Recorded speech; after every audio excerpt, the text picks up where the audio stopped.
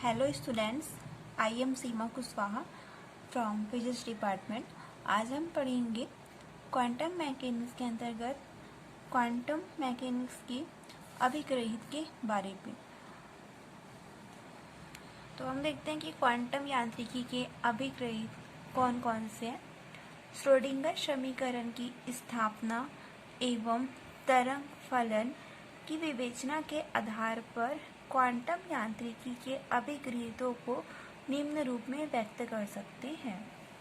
इसके पहले हम श्रोडिंगर समीकरण पढ़ चुके हैं और तरंग फलन को पढ़ा है। तो उसकी विवेचना के आधार पर क्वांटम यांत्रिकी के अभिग्रहितों को हम निम्न प्रकार से व्यक्त कर सकते हैं। फर्स्ट है वेव फंक्शन, तरंग फलन। किसी संरक्षित क्षेत्र में गतिमान कणों से बने निकाय के कणों के गुणों का वर्णन फलन साई द्वारा किया जाता है। किसी संरक्षित बल क्षेत्र है, उसमें जो गतिमान कण मूविंग पार्टिकल है, उससे बना निकाय के कणों के गुणों का वर्णन फलन साई द्वारा किया जाता है, जहाँ साई सभी स्थिति निर्देशांकों तथा समय का फलन है। अर्थात साई इक्वल टू होगा psi X Y Z T. इस फलन को निकाय का तरंग फलन कहते हैं। यह तरंग फलन परिमित, सतत तथा एकल मान होता है।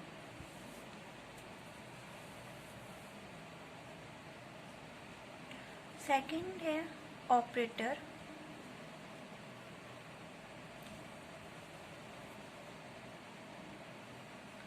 प्रत्येक प्रेक्षित भौतिक गतिक राशि के संगत एक ऑपरेटर होता है। निकाय की किसी भौतिक गतिक राशि जैसे स्थिति, संवेग ऊर्जा का वर्णन उस चर के संगत ऑपरेटर का तरंग फलन पर ऑपरेशन करके प्राप्त किया जाता है। एग्जाम्पल के लिए, यदि ए कोई भौतिक गतिक राशि है तथा इसके संगत ऑपरेटर है ए वेक्टर, तो ए वेक्टर साई इक्वल टू हो जाएगा ए साई। तरंग फलन साई को ऑपरेटर ए वेक्टर का आइगन फलन कहते हैं तथा संख्यात्मक मान ए को भौतिक राशि का आइगन मान कहते हैं। तो संवेग के संगत ऑपरेटर होगा p vector x, p cap x equal to minus i H cross del by del x. P cap y equal to होगा minus i H cross del upon del y. P cap z equal to होगा minus i H cross del by del z. व्यापक रूप में इसे लिख सकते हैं p cap equal to minus i H cross del vector. कुल ऊर्जा के संगत ऑपरेटर होगा e cap equal to I H cross del by del T.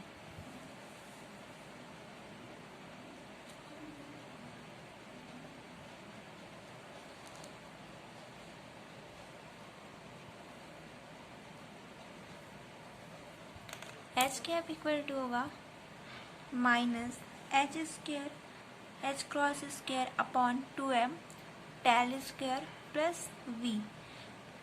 स्थिति ऊर्जा के संगत ऑपरेटर है v cap equal to v तथा श्रोडिंगर तरंग समीकरण है h cap psi equal to E psi.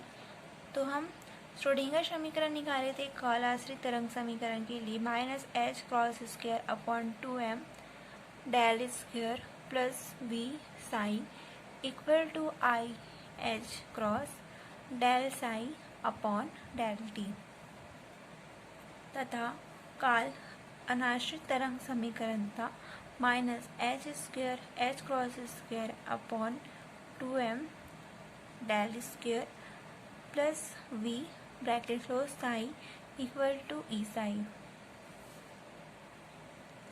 Del square psi equal to del square psi plus 2m upon H square E minus V bracket close psi equal to 0, जो कि काल अनायासित तरंग समीकरण होता है। थर्ड है प्रायिकता घनत्व, प्रोबेबिलिटी डेंसिटी। तरंग फलन साई स्थिति x, y, z तथा समय t का एकल मान परिमित तथा सतत फलन है। यह वास्तविक या सम्मिश्र कुछ भी हो सकता है, लेकिन राशि साई, साई स्टार या मॉड साई स्क्वायर को प्रायिकता घनत्व रो कहते हैं।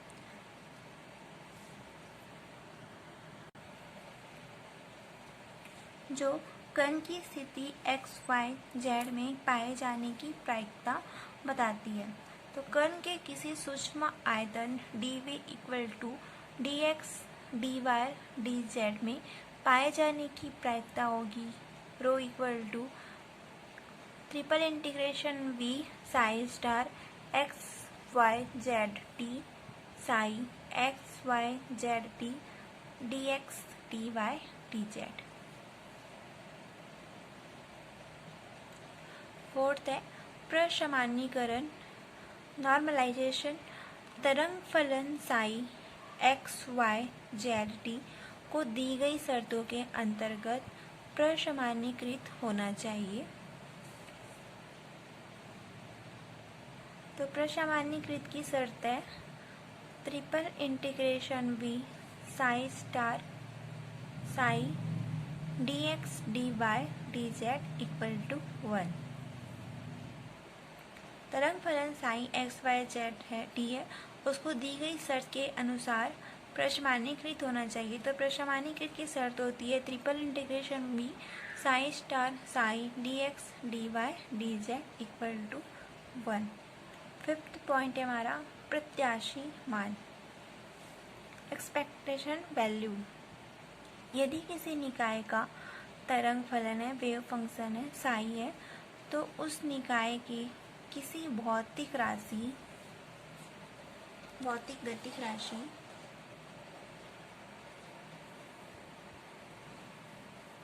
f का प्रत्याशी मान निम्न सूत्र द्वारा दिया जाता है। f फैक्टर या f equal to triple integration psi star f psi dx, dy, dz equal to triple integration psi star psi dx, dy, dz। यदि साई है वो प्रसामान्यीकृत तरंग फलन नहीं है, तो f फैक्टर इक्वल टू होगा triple integration psi star f psi dx, dy, dz upon triple integration psi star psi dx, dy, dz। अथवा f फैक्टर या f इक्वल टू होगा triple integration psi star f psi dx, dy, dz यदि साई प्रसामान्यीकृत तरंग फलन है। प्रत्याशी मान है वो सदैव वास्तविक होता है।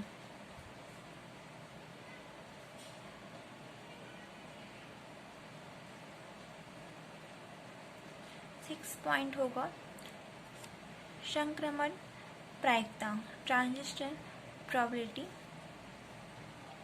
यदि इलेक्ट्रॉन स्थायी परमाणु अवस्था में होता है, यदि जो इलेक्ट्रॉन है वो स्थायी परमाणु अवस्था में होता है, तो वह विद्युत चुंबकीय तरंगें उत्सर्जित नहीं करता है। इसका कारण यह है कि स्थायी अवस्था में इलेक्ट्रॉन के लिए तरंग फलन होगा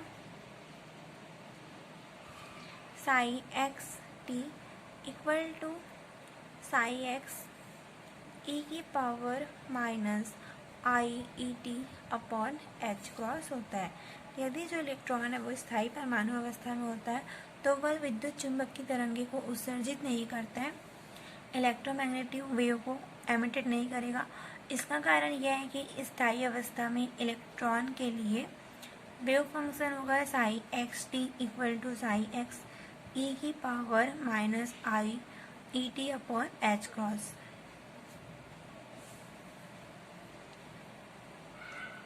संक्रमण प्रायिकता होगी P equal to psi x t psi star x t equal to mod psi x square. स्पष्टता यह समय पर अनिर्भर है।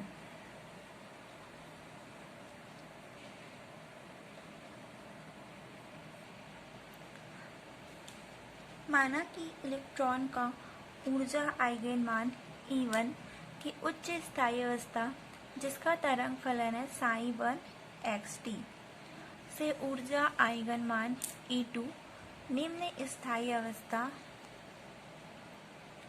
जो इलेक्ट्रॉन है उसका ऊर्जा आइगन मान E1 की उच्च स्थायी अवस्था है जिसका तरंग फलन होगा साई 1 एक्स टी और ऊर्जा आइगन मान E2 निम्न स्थायी अवस्था है जिसका तरंग फलन साई 2 एक्स टी पर संक्रमण होता है।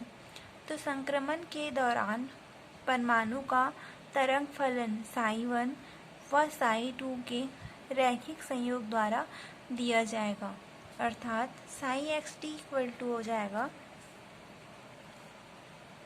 ए psi 1 x t plus b psi 2 x t. Psi x t equal to a psi 1 x bracket पे ई की power minus i e 1 t upon h cross plus b psi 2 x ई की power minus i e 2 t upon h cross. तब संक्रमण प्रायिकता होगी rho equal to sine x t equal to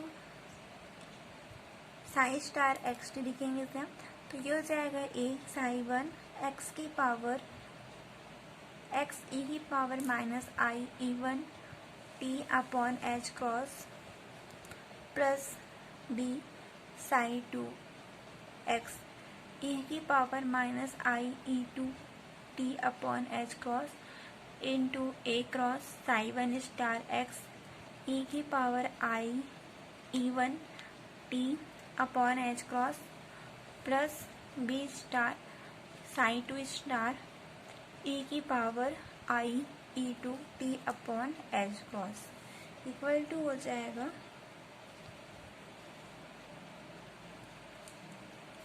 a psi 1 x mod पे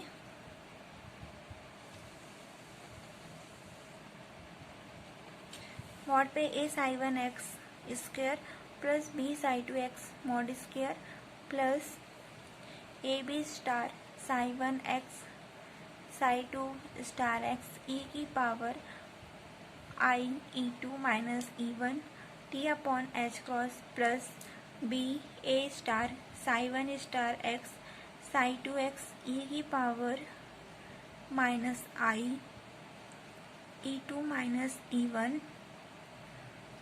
की power पे T upon h cross.